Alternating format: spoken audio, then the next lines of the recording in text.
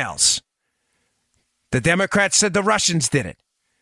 Russians all of a sudden start approaching the Trump team, folks. Veselnitskaya. All of a sudden, Papadopoulos is in a bar and information starts getting back to the Americans through other intelligence contacts.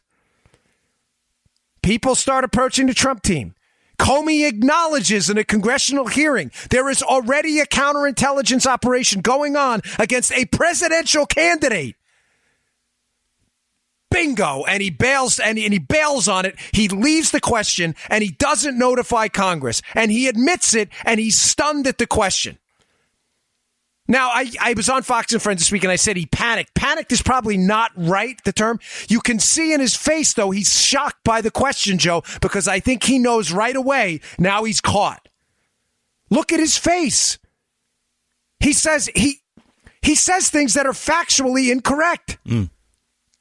Now, you may say, what did he say is factually incorrect?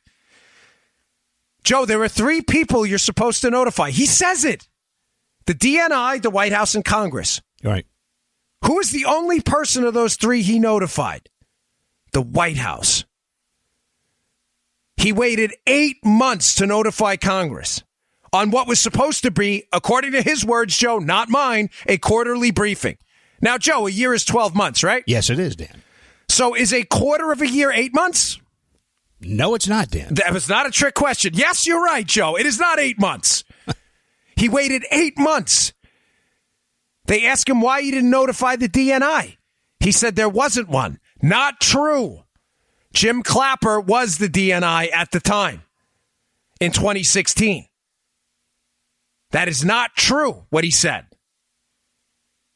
He also says something, which maybe it's just me as a federal investigator. I caught it that I don't know if anyone else is catching. He makes a point, Joe, during that to say this notification process to Congress about what, Joe, is only the most consequential counterintelligence investigation against the Trump team in modern American history. He says, oh, by the way, the notification is kind of practice, but it's not a rule. Why would he say that? Joe, you think Congress knows what the practice is? They've only been getting briefed quarterly, right? Forever. You think they understand the practice? I would think so. I would think so, too. Yeah. Why is Comey throwing out there that, oh, by the way, this isn't the law? This is just a rule. Why do you think he may do something like that when he realizes he's busted that he didn't notify Congress about the largest counterintelligence investigation in American history? Joe, let me throw this out there to you as the audience on Buzzman. Yeah. Maybe the fact that he sees himself in legal jeopardy, boom. CYA. CYA, cover your Right. You're damn right. Congress is quite familiar with what the practice is. Comey understands right now he's in a corner.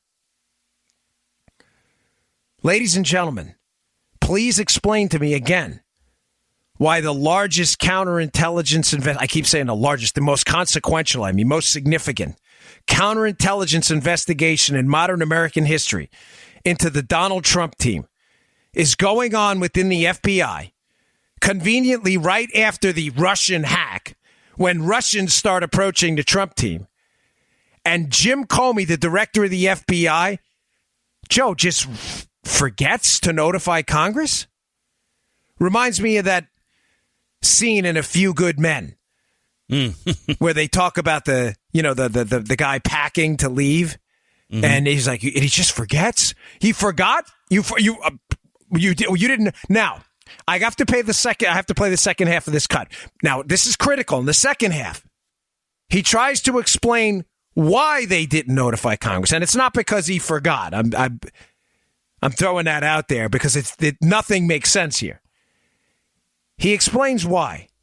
Play the cut, and then I'll explain to you why this is significant afterwards. So just to drill down on this, if the open investigation began in July and the briefing of congressional leadership only occurred recently, why was there no notification prior to the past month?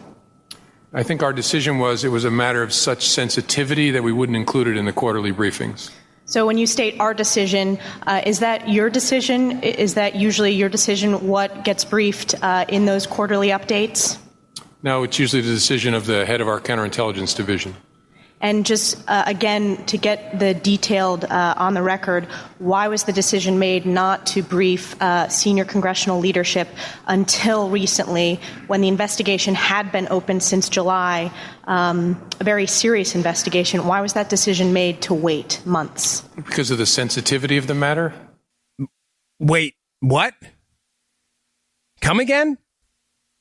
Joe, you understand that the entire purpose for congressional oversight over counterintelligence investigations is precisely because of the sensitivity of the matters. 10-4. By the way, Joe, don't you remember Jim Comey saying that he objected to the classification of the Clinton email investigation as a matter? Don't you remember the line, we're not the Federal Bureau of Matters, we're the Federal Bureau of Investigation? All of a sudden, Jim Comey's calling it a matter. I thought you didn't like the word matter. Jim, what happened? Wow. The matter? We didn't notify Congress because it was sensitive? That's the whole purpose of congressional oversight. What do you think, we're stupid? Also, by the way, he doesn't mention the name, which is awfully convenient, of the counterintelligence head of the FBI, who he says in that clip told him not to say anything. That person's name is Bill Priestep. Now, I don't know Bill Priestep, but I know his wife's a mega donor to Clinton. Well, I shouldn't say a mega donor, but a pretty big donor to Hillary Clinton. Now, folks, I have an article in the show notes today. I kept the show notes brief at Bongino.com, and please subscribe to my email list. I will email you these notes every day. I have an article from a website. I don't know these guys. I've never met them. I just got a call this weekend that leads me to believe that something very suspicious is going on. I can tell you from their information that they link to everything. The article in the show notes lays out this timeline I'm about to tell you. It's the first article in the show notes today. It's long. It's about a 2,000-word piece. If you don't read this piece, you are doing yourself a disservice to this country. Because when you read this piece, you will be absolutely blown away. And everything I'm telling you, well, not everything. I've added some stuff I've gotten from other people. But most of what I'm telling you here, the core of it, is laid out in an elegant timeline in this piece that will absolutely blow your mind. It's the first article. There's also sublinks in the article where you can follow everything they're saying. All right, I'm going to get back into this in a second. I have to do a read here, but I want to just set up where we were and where we're going, because I guess one person was confused on Friday, and I feel bad because this is only the most consequential show I've ever done. Act 1, emails. The DNC is, quote, hacked into. The media wants you to believe. They want you to believe the Russians did it. After that happens, people start approaching the Trump team, and this is where I'm going to go right after this read. People start approaching the Trump team, alleging, Joe, that they have the Russian emails or the information. Right. At the same time, the FBI now publicly acknowledges, starts a counterintelligence investigation into the Trump team. Joe. And doesn't notify the DNI or Congress about it. The DNI is a separate issue, but fails to notify Congress about this despite their quarterly policy to do so. Jim Comey's questioned about it in March and stutters and stammers his way through it. Ordinarily, a guy that's as cool as the other side of the pillow. Something stinks here. And I'm telling you, what stinks is this was a setup of the Trump team the whole time. All right, I'm going to get back into this in a second. Today's show brought to you by our buddies at WaxRx. Listen, thank you so much. You guys are the best, and ladies, I mean it. We bring on a new sponsor. You guys go and support their stuff, and they love it. I really can't thank you enough, folks. You're so great and wonderful to this show. It really means the world to me. Hey, when your ears aren't clean, they get really uncomfortable, right? I know. Me and Joe deal with this for a living. I'm looking at Joe now. Now we have this video set up, and we both got our cans on. It's the worst. Cans, meaning, the headphones. That's what Joe calls them. Ears itch. They get painful. They get plugged up. They can make it hard to hear. A lot of people use cotton swabs, candling, or drugstore remedies to clean their ears, but they really don't do the job. This can be dangerous. It even says it on the back of the cotton swabs. Don't put this in your inner ear. Now you can get a real solution for stubborn earwax. The Wax RX ear wash system is doctor developed and works safely when other products fail. It's a great system, folks. This is the best. I had a lot of problems with my ears in the Secret Service. I love this thing. The Wax RX system is the method physicians trust the most. And it's just like the system they use in their offices. WaxRx comes with everything you need to safely clean out earwax and condition your ears conveniently at home. for less than the cost of a doctor's visit. Plus, you don't have to go to the doctor's office. The doctor-developed WaxRx system uses special wax softening drops to break down earwax inside the ear. It has a specially engineered pump fitted with a unique tip to gently deliver the perfect amount of cleansing pressure to flush the wax away. It's really cool. Finally, the pH-conditioned formula rinses and soothes the ears, making for the ultimate, most complete earwax removal system available.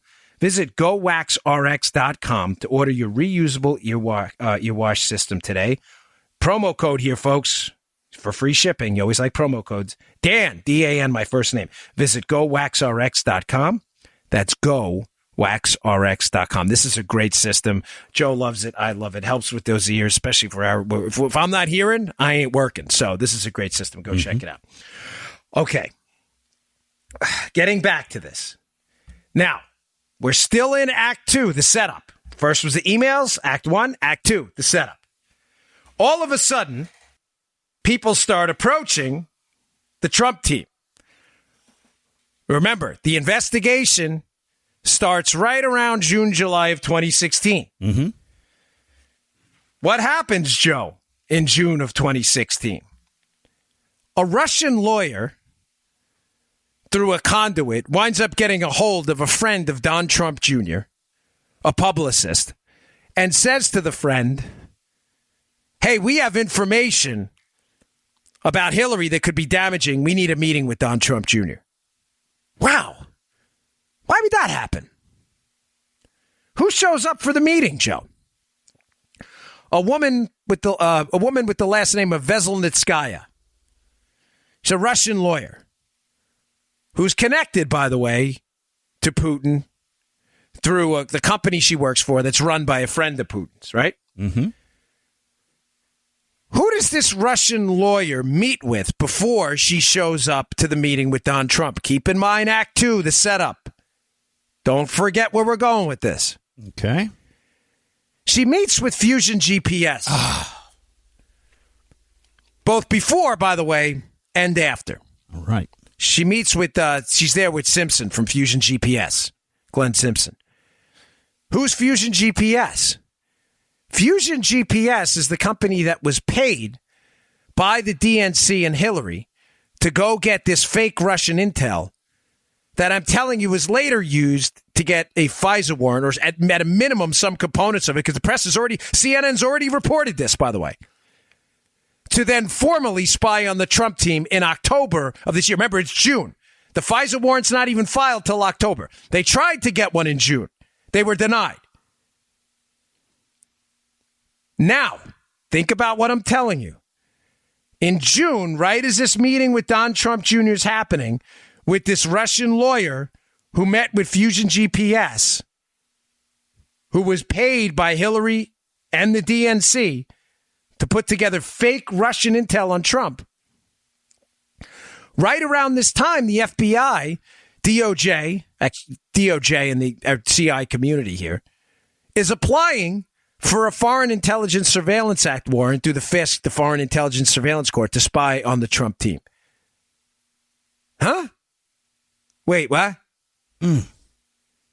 They're denied. The court says no. You think the investigation stops? No, they come back in October.